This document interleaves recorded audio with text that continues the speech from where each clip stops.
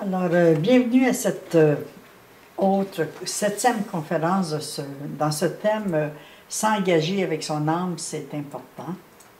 Mission d'âme, mission de vie, mission dans la famille, regarder sa vie à travers des liens familiaux.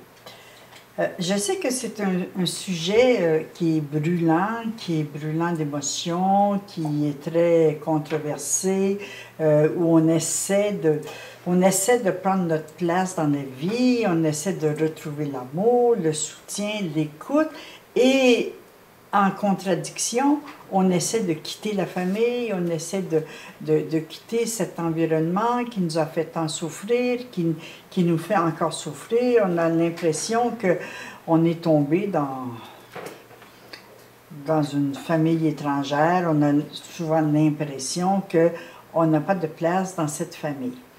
Alors, aujourd'hui, dans cette conférence, ce soir dans cette conférence, ce qui sera important, c'est de prendre le temps. Je vais essayer de parler lentement pour que la compréhension avec l'ouverture du cœur. C'est certain que si nous regardons notre place dans notre famille, si nous regardons notre famille, ce que nous sommes venus vivre dans cette famille-là, qui semble être absolument irraisonnable, illogique, irrationnelle, eh bien, notre âme, elle, a ses raisons de s'être incarnée dans cette famille et le plan est parfait. Le plan est parfait. Alors, ce que je vais vous demander, si vous désirez vraiment changer quelque chose dans votre vie, si vous désirez vraiment être capable de prendre votre place professionnellement, dans votre relation amoureuse, financièrement, dans la société, si vous voulez vous sentir soutenu, écouté, compris. Alors, nous allons avoir besoin, chacun de nous, de monter de vibration, de monter dans un taux vibratoire supérieur, c'est-à-dire de regarder, de plonger notre regard sur cette famille qui est la nôtre et de s'unir à notre âme afin de comprendre pour quelle raison, qu'est-ce qui l'a motivé à prendre cette place, qu'est-ce qui l'a motivé à naître la première, la deuxième, la troisième, à naître dans une famille adoptée, à naître comme jumeaux, jumelles, à naître de la façon dont elle est née. Alors, nous cherchons de plus en plus à entrer en relation avec notre âme. Et ça, je le constate de plus en plus, ça devient une évidence, ça devient presque une urgence pour plusieurs personnes qui cherchent leur mission d'âme, qui cherchent leur mission de vie, qui cherchent à s'accomplir, à trouver le sens de notre vie. Alors, cette série de conférences, c'est pour trouver notre place, notre sens dans notre vie à travers le regard de notre famille. Car c'est la famille, c'est le noyau familial dans lequel nous sommes nés qui donne tout un sens à notre mission d'âme. Nos plus grandes difficultés, nos plus grands défis, nous les retrouvons à l'intérieur de notre place, à l'intérieur de notre famille, à l'intérieur de ce sang qui coule dans nos veines. C'est là que nous avons les plus grands défis. C'est là que nous nous retrouvons devant des défis monstres à surmonter. Alors, le rôle et la place que nous donnons dans notre famille détermine les paramètres de ce que nous venons expérimenter sur Terre. Alors, regardons attentivement les défis que nous retrouvons dans notre famille. Regardons attentivement le défi, les difficultés de prendre notre place, de se sentir accepté, accueilli dans notre place. Alors, c'est le moyen, c'est l'outil principal que notre âme a choisi pour venir régler des conflits, des difficultés, des rivalités, des comparaisons, des compétitions. L'âme est venue régler des problèmes relationnels, conflictuels, de communication, à travers la famille, à travers ce que nous venons vivre. Alors, la famille est une source d'information précieuse dont se sert notre âme pour nous faire ressentir les souffrances, les contrariétés, les peurs, la méfiance dont nous faisons preuve les uns envers les autres. La famille est une source de guérison. La famille est une source de maladie et en même temps, c'est une source de guérison. Alors, c'est quand on plonge directement dans la maladie de l'âme, dans la maladie familiale, dans les maladies héréditaires que nous trouvons les sources de nos conflits, que nous trouvons la source de la guérison. C'est à l'intérieur de la famille que nous allons trouver la source de la guérison. Et nous sommes tous porteurs du germe de la maladie et du germe de la guérison. Nous sommes tous porteurs de la maladie familiale, comportementale, et nous sommes tous porteurs d'un germe de guérison. Alors, le manque de contact avec notre noyau familial nous prive vraiment de ressentir la source de ce qui nous fait souffrir. Tant que nous essayons d'éviter notre famille, je sais, on en a déjà discuté, je sais que je connais les cris de désespoir et de détresse. Mais tu connais pas ma famille, si tu avais été dans ma famille, si tu avais vécu l'inceste que j'ai vécu, si tu avais vécu les viols de mes frères, de mes grands-pères, de ci, de ça, peut-être que tu ne parlerais pas de la même façon. Bien, moi aussi, j'ai été confrontée à ma famille. Moi aussi, j'ai été confrontée à la maladie familiale. Il y a des familles qui ont une maladie sexuelle à régler, comportementale sexuelle. D'autres ont une maladie de jalousie, d'envie, de rivalité. D'autres ont une maladie de séparation, de coupure, qu'il n'y a pas de continuité dans la famille. Tout dépend de notre famille et de ce que nous venons travailler. Alors, c'est pour ça que je vous demande d'avoir la générosité d'écouter cette conférence ou de la réécouter, si vous voulez bien la réécouter une deuxième, une troisième, une quatrième fois, pour que vous puissiez saisir l'importance d'être dans notre famille, de la place que nous tenons dans notre famille. C'est très important si nous voulons retrouver l'amour, le soutien, l'écoute que nous recherchons. Si nous voulons retrouver notre place, si nous voulons prendre vraiment notre place. C'est très important que, c'est comme dans un casse-tête, c'est très important que chaque morceau du casse-tête soit à la bonne place. Parce que si on essaie d'entrer un morceau de casse-tête à une place qui n'est pas la sienne, ça n'ira pas. Ou si on prend le morceau et on dit « Ah non, toi, je ne vois pas ce que tu fais là », puis on jette le morceau du casse-tête, il ne sera jamais complet, le casse-tête, puisqu'il manquera des morceaux ici et là. Alors c'est un peu ce qu'on fait avec notre famille. On se jette en dehors de la famille, ou on jette la famille dehors, on dit non, moi, c'est un véritable casse-tête pour moi, je ne comprends rien, alors moi, je ne fais pas partie de cette famille-là. Malheureusement, nous faisons partie de ce casse-tête. Malheureusement ou heureusement, nous faisons partie de cet ensemble, de ce noyau. Alors, il faut en prendre conscience. Ce n'est pas un hasard. On n'est pas arrivé dans cette famille par hasard. On est là parce qu'on a quelque chose à y faire. Parce que ce que nous sommes venus réparer, il est possible que ce soit tout simplement un retour à ce que nous avons pu faire vivre à ceux qui jouent le rôle de frère, de sœur, de père, de mère, de conjoint. C'est possible que ce soit un retour de guérison, c'est-à-dire réparer quelquefois le mal qu'on a déjà fait dans une autre vie. On n'en a pas conscience, mais notre place est importante.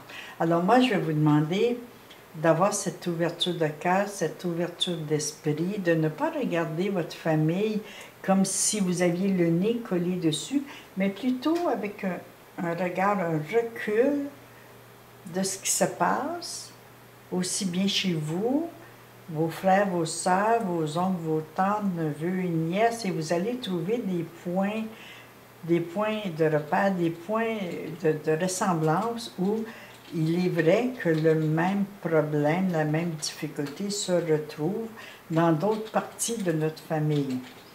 Et l'amour que nous cherchons, la source d'amour, le soutien, l'écoute que nous cherchons, se trouve à l'intérieur de ce noyau familial. Notre âme s'est incarnée là. Alors, et je le répéterai jamais assez, s'engager là avec son âme, s'engager avec sa mission d'âme, s'engager avec soi-même, s'engager à réparer ce que nous pouvons réparer, s'engager à changer ce que nous pouvons changer, s'engager à accepter ce que nous ne pouvons pas changer. La famille dans laquelle nous sommes nés, nous ne pouvons pas la changer. La façon dont nous sommes nés, nous ne pouvons pas la changer. La place que nous prenons dans notre famille, nous ne pouvons pas la changer. Alors, il faut vivre avec ça. Il faut prendre conscience que ça, on ne peut pas changer ça. Le jour, la seconde, les planètes, la façon dont elles se sont placées lors de notre naissance, le jour de notre naissance, la seconde de notre naissance, on ne peut pas changer ça. C'est une évidence avec laquelle nous devons vivre. C'est certain. Maintenant, nous pouvons changer notre regard sur la famille. Nous pouvons changer notre regard sur la place que nous tenons dans la famille. Nous pouvons changer notre perception du rôle de nos parents ou de notre rôle dans la famille. Nous pouvons changer des perceptions. Nous pouvons nous ouvrir à un autre niveau de conscience. L'amour, là, c'est une source de guérison extraordinaire. Pour que l'amour existe, eh bien, il faut que cette vibration passe par l'énergie du cœur. Le cœur est un véhicule énergétique qui permet à l'énergie de l'amour de guérir, de faire toutes les guérisons possibles.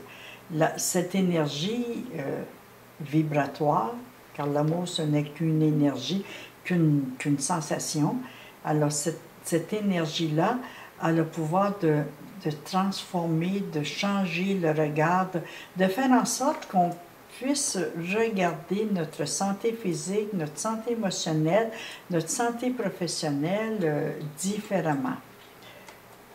Nous nous posons plusieurs questions sur notre véritable mission sur Terre, sur notre véritable sens de notre présence sur Terre. Nous nous posons des centaines et des centaines de questions. Vous les posez à d'autres personnes, vous allez voir des voyants, vous allez voir des médiums, vous allez vous poser des questions pour comprendre le sens de votre incarnation. Mais la première réponse, c'est que notre âme nous donne, c'est, tu vois, je me suis incarnée et je t'ai demandé de m'accompagner dans cette famille, car c'est là que tu vas trouver la source de la guérison. C'est là que tu vas pouvoir lâcher les souffrances. C'est dans cette famille que tu vas pouvoir guérir et aider la guérison comportementale héréditaire de la famille. Il ne faut pas oublier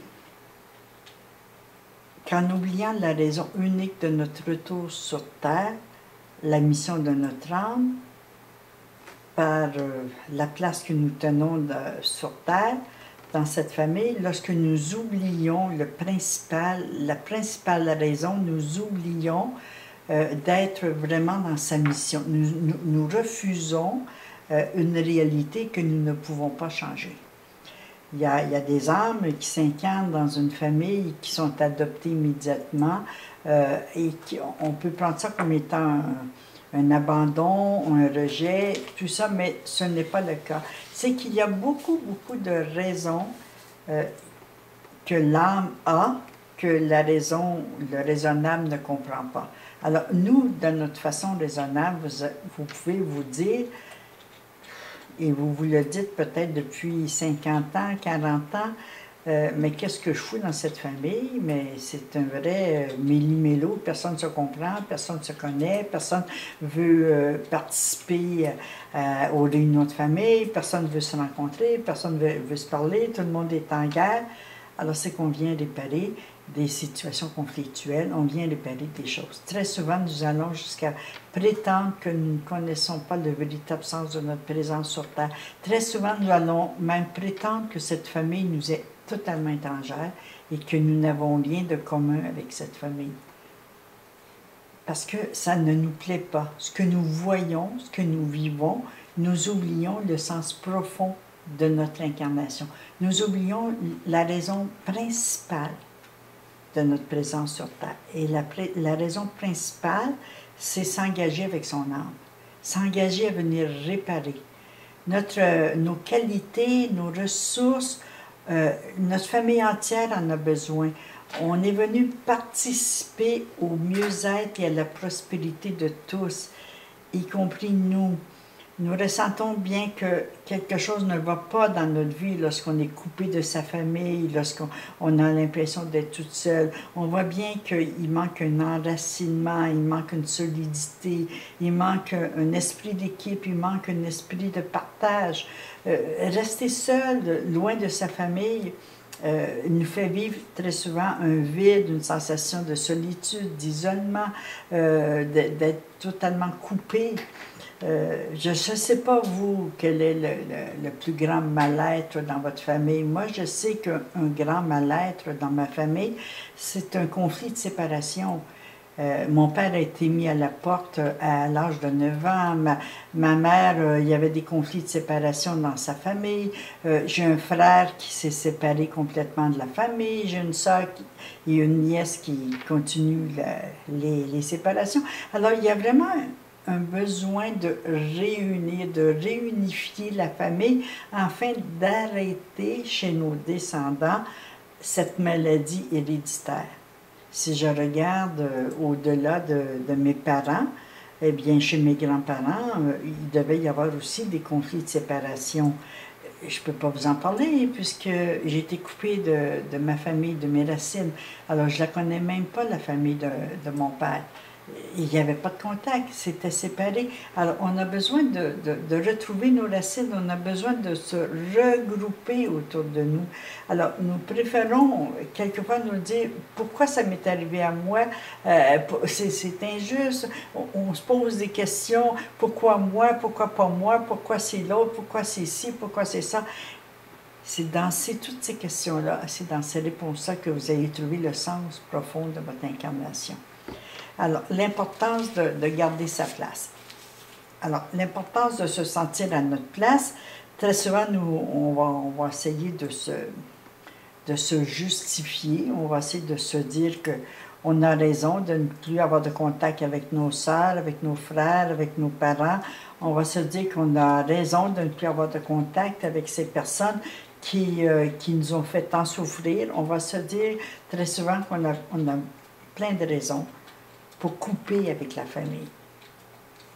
Et c'est là qu'on fait la plus grande erreur au niveau de notre engagement, au niveau de notre place. Si nous voulons vraiment tenir notre place, nous devons accepter la place d'aîné, la place de la deuxième ou du troisième enfant ou du dernier enfant. On doit accepter la place, c'est une place de jumeau, c'est une place d'enfant unique. On doit accepter cette place-là parce que l'âme a ses raisons que notre logique ne peut pas comprendre. Alors, c'est important de pouvoir garder sa place pour pouvoir être à sa place et recevoir ce qui nous appartient à l'intérieur de la famille, à l'intérieur des ressources de chaque membre de la famille. Il y a des qualités, il y a des talents, il y a des outils créatifs que chacun peut apporter pour enrichir la famille. Alors, c'est comme un groupe de travailleurs travaillant sur un projet unique. Alors, c'est comme un groupe, une équipe qui vient travailler dans un projet commun. Alors, c'est possible que dans ce projet commun, dans cette équipe, dans ce groupe, il y ait des rivalités, il y ait des conflits, il y a des conflits de personnalité, il y a des conflits d'attitude, il y a des débordements excessifs venant de la part de certaines personnes. C'est possible qu'il y ait des maladies héréditaires. C'est possible qu'il y ait des maladies qui se transmettent génétiquement. C'est possible, mais on vient pour réparer. Accepter de réparer ce que nous pouvons réparer. Accepter de réparer des attitudes. Accepter de prendre sa place. Accepter sa famille.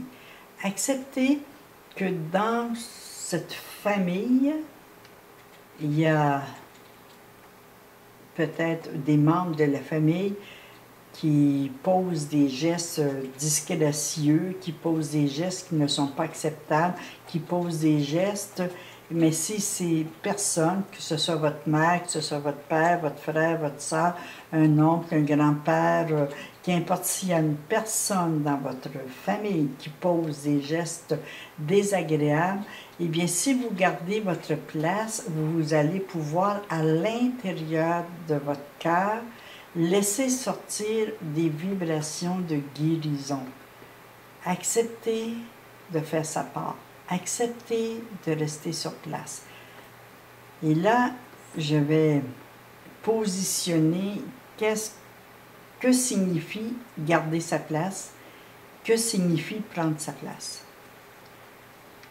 Il est possible que dans certaines situations, le contact d'humain dans sa famille, que nous ne puissions pas et que ce ne soit pas bien de rester dans la famille physiquement, mais énergétiquement, dans son cœur, dans sa conscience, on doit accepter la place qui nous a été donnée, la place qui est la nôtre, de jouer le rôle d'aîné, d'accepter la place du second, de la seconde, d'accepter la place troisième, la place de la dernière personne qui est née, accepter de jouer le rôle, accepter sa place. Nous devons accepter la place qui est la nôtre. Chaque place a un rôle important à jouer et chaque place est importante. Vibratoirement, et je redis, et c'est une question de cœur, pour retrouver l'amour dans sa vie, pour retrouver le soutien dans sa vie, il faut rester à la place que notre âme nous a décernée. Notre âme a choisi cette place-là car elle savait qu'à cette place-là, nous trouverions tel défi à relever, nous aurions telle difficulté à accepter, nous aurions telle difficulté avec certains membres de la famille, nous aurions telle difficulté de rivalité, de comparaison, de compétition, que nous aurions telle difficulté pour retrouver notre confiance en nous, pour garder notre affirmation. Nous aurions telle difficulté à remettre les autres aussi à sa place. Nous aurions telle difficulté à nous affirmer. Elle le sait.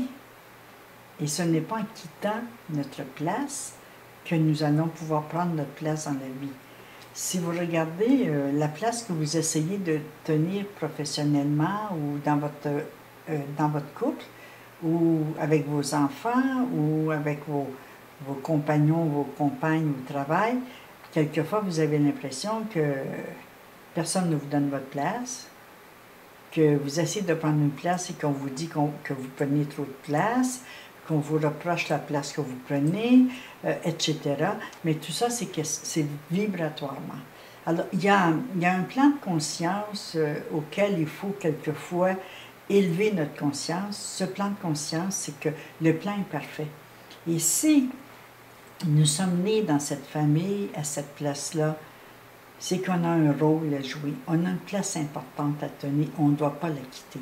On ne doit pas quitter le rôle qui est le nôtre. Imaginez si vous allez voir une pièce de théâtre et que l'artiste décide ce soir-là que cette place-là ne lui convient pas, il décide de sortir de la pièce de théâtre et vous êtes là en plan parce qu'il y a quelqu'un qui n'est pas à sa place. Il y a quelqu'un qui a refusé sa place. Il y a quelqu'un qui a refusé ce rôle-là ce soir-là, ça ne lui plaisait pas.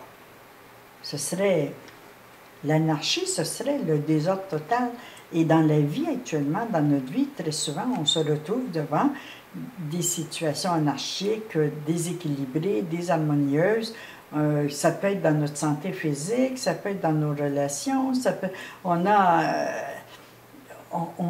ressent vibratoirement et quelquefois physiquement le désordre que cause le fait que nous refusons, et souvent c'est en bas âge que nous refusons notre place dans la famille.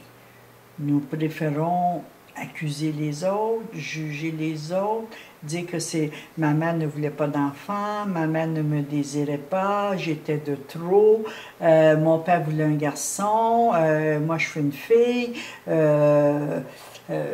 j'ai dérangé la famille, ma mère et mon père fusionnaient ensemble, ils n'avaient rien à faire avec les enfants.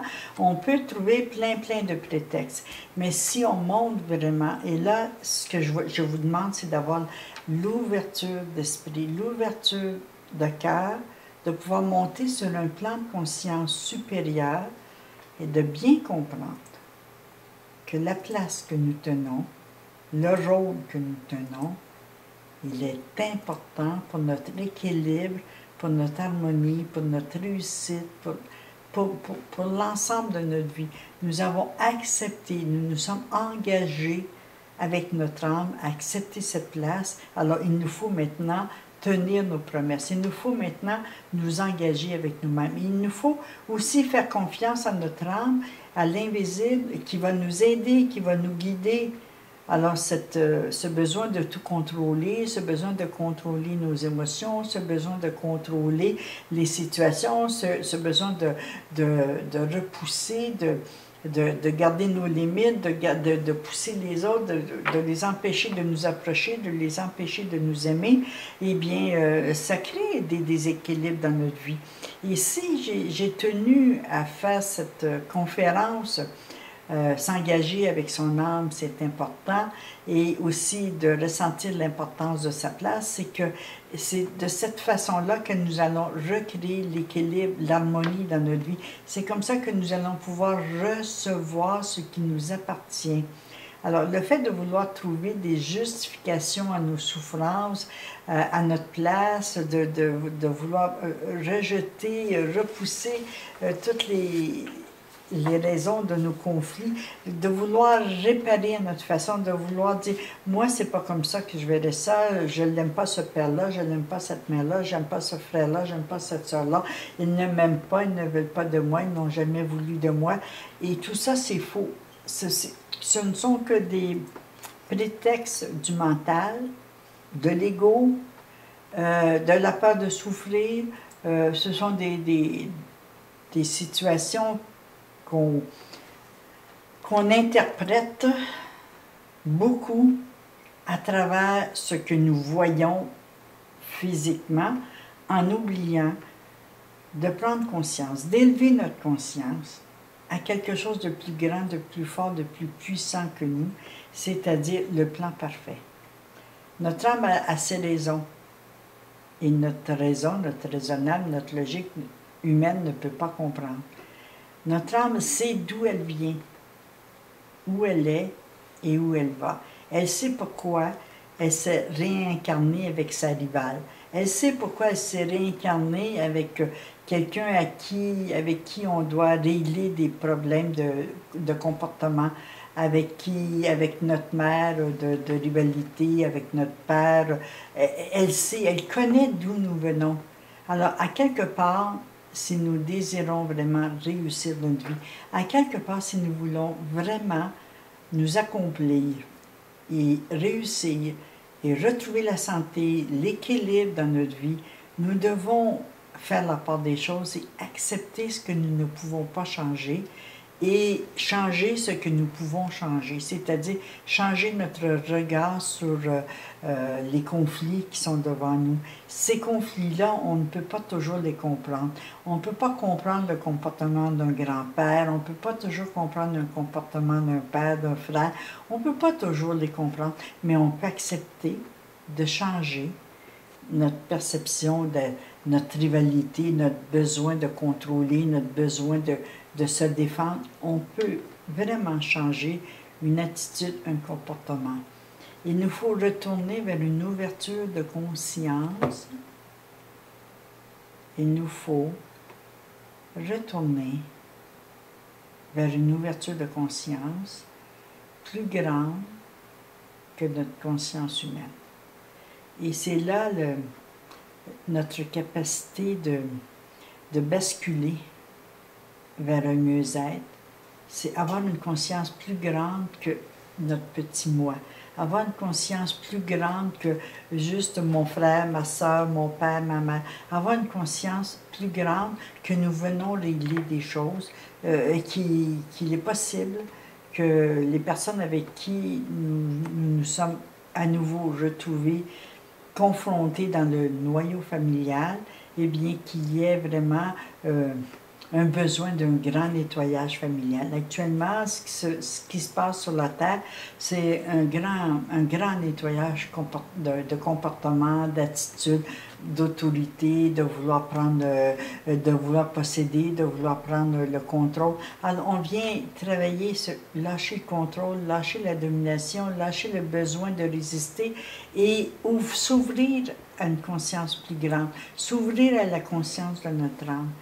Et si on avait davantage confiance en notre âme, si on avait davantage confiance que le plan est parfait, si on acceptait davantage de changer notre perception de la situation, nous verrions que des situations qui sont inacceptables arrêteraient de se reproduire à répétition. On pourrait régler des problèmes, on pourrait régler des souffrances, régler des angoisses sans souffrir autant. Alors, ce qui nous fait le plus souffrir, c'est de refuser de prendre de place. Ce qui nous fait le plus souffrir, c'est de vouloir bousculer tout le monde et de prendre toute la place. Ce qui nous fait souffrir, c'est de refuser cette famille. Ce qui nous fait le plus souffrir, c'est d'essayer de contrôler une situation, c'est d'essayer d'avoir la maîtrise d'une situation qui nous échappe puisqu'elle appartient à un plan supérieur. Elle appartient à un plan de conscience autre que le plan de conscience humain.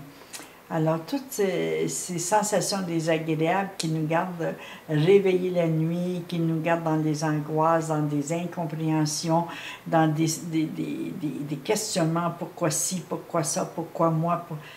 Si on arrêtait de se poser toutes ces questions, et si on se disait, et pourquoi pas? Et pourquoi pas accepter ce que je ne peux pas accepter? Pourquoi pas accepter l'inacceptable? Pourquoi pas accepter d'arrêter de me confronter, de me battre, d'être dans le combat perpétuel. C'est difficile d'être, c'est épuisant, c'est fatigant d'être dans un combat perpétuel contre nous, contre la famille, contre notre classe, contre les autres que nous rencontrons. De toute façon, vous avez pu vous apercevoir que plus vous essayez d'éviter votre frère, plus vous le retrouvez dans des rencontres amicales ou professionnelles. Plus vous essayez d'éviter votre soeur, plus vous essayez d'éviter votre père, votre mère, vous les retrouvez dans la peau de vos conjoints, de vos enfants. Alors, on les retrouve dans la vie de toute façon.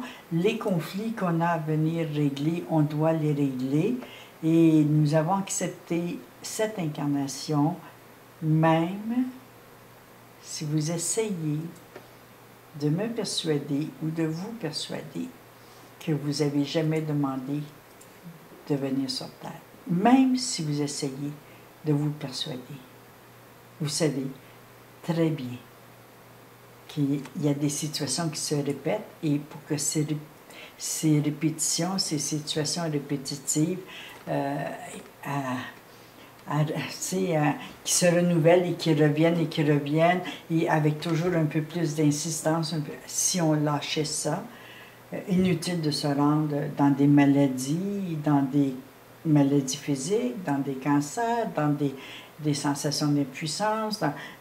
C'est inutile de se rendre jusqu'à des pertes de mémoire, jusqu'à des pertes de contrôle, au Parkinson, aux maladies qui nous montrent que plus on essaie d'éviter, plus on se retrouve dans des mêmes situations. Si on acceptait de changer certaines attitudes, si on acceptait de changer ce qu'on peut changer, et si on acceptait ce que l'on ne peut pas changer, ce serait beaucoup plus facile, parce que là, on glisserait avec notre âme. C'est que là, on laisserait notre âme nous emmener vers l'amour, vers le soutien, vers l'écoute, vers le partage. Notre âme, elle est intelligente. C'est une partie de nous qui connaît tout de nous.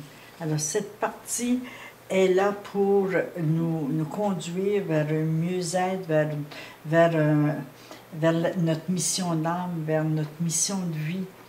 Et quelquefois, j'ai des personnes qui me font la demande de participer, disons, au coaching Mission d'âme, parce qu'elles ont un problème à régler. Je dis non, c'est pas Mission d'âme, tu as besoin d'aller voir ce que tu ne veux pas régler, et c'est un soin. On va régler ce que tu ne peux pas régler, et après, si tu veux t'engager avec ton âme, oui, je le fais, ce travail-là, et je le fais depuis plus de 30 ans, et je le fais avec des milliers de personnes, et ça fonctionne très bien, mais en autant qu'on accepte de s'engager avec son âme. Alors, c'est pas d'essayer d'éviter un conflit qui va faire qu'on va s'engager avec elle, c'est d'aller voir comment on peut régler le conflit, quelle attitude on peut changer. À l'intérieur du noyau familial, notre âme peut agir. C'est à l'intérieur de sa place que notre âme peut agir. Si on déplace notre âme de place, elle ne peut plus agir parce qu'elle n'est plus dans sa mission. Elle a de la difficulté à nous ramener. Alors, la seule façon que notre âme a de nous ramener à notre place, c'est de remettre devant nous quelqu'un qui représente notre père, notre mère, notre frère, notre soeur, le conflit qu'on essayait d'éviter, pour que nous puissions, au moins si ce n'est pas avec notre père, notre mère, mais de régler le problème avec la personne qui est devant nous, devant le conjoint, la conjointe, devant un enfant, et c'est pas plus facile, et c'est bien plus difficile. Alors c'est à l'intérieur du noyau familial que notre âme peut agir, qu'elle peut nous aider à nous libérer de nos souffrances, qu'elle peut nous aider à libérer nos colères, qu'elle peut nous aider à nous soutenir, elle peut nous aider à libérer des sensations douloureuses. Elle a un pouvoir extraordinaire, mais c'est à l'intérieur de la famille, énergétiquement. Et je redis bien, je répète et je sais que j'aurai des commentaires différents. Je sais que vous attendez pour me dire oui, mais si tu connaissais ma vie, si tu avais été à ma place, nous avons chacun de nous quelque chose à régler dans notre famille. Je ne connais aucune famille qui est parfaite et que aucun membre de la famille a des choses à régler. Si c'est le cas, c'est que vous vous endormez, vous illusionnez que vous n'avez rien à régler. Et ça aussi, c'est possible qu'on fasse semblant, que tout le monde nie, que tout le monde fasse semblant, que tout le monde sommeille pour ne pas réveiller des souffrances, pour ne pas réveiller des douleurs au fond de nous. Alors, les raisons mystérieuses que notre âme a pour faire le choix de la place des parents, des frères, des sœurs, de la façon dont nos parents nous accueillent dans la vie, eh bien, ça a un sens. Et c'est là que nous allons trouver la guérison. C'est là que nous allons accepter de lâcher nos résistances et c'est là que nous allons trouver l'amour inconditionnel que notre âme a pour nous. Et cette vibration d'amour, elle existe vraiment. Essayez quelquefois juste de laisser le cœur, vibrer. Et vous allez vous apercevoir que la raison va se taire, que le mental va se taire et que la souffrance va se taire. Parce que le cœur a une puissance, le cœur a des vibrations, le cœur a un langage que la raison ne connaît pas.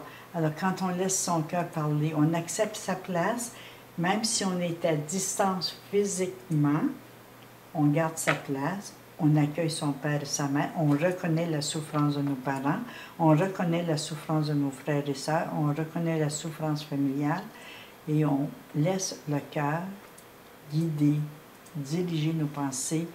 Et là, c'est vraiment un engagement avec soi-même et c'est s'engager avec son âme, c'est s'engager à faire ce que nous sommes venus faire. L'importance de bien se sentir à sa place, c'est d'accepter les raisons étranges, mystérieuses, que notre âme a fait pour faire ce choix de place et acceptons de changer certains comportements, certains regards, certaines interprétations afin de pouvoir vraiment élever notre conscience à un plan supérieur. Je sais que cette conférence nous amène à nous élever avec un autre regard sur notre situation familiale. Et je vais vous laisser la parole. Je vais répondre à vos questions.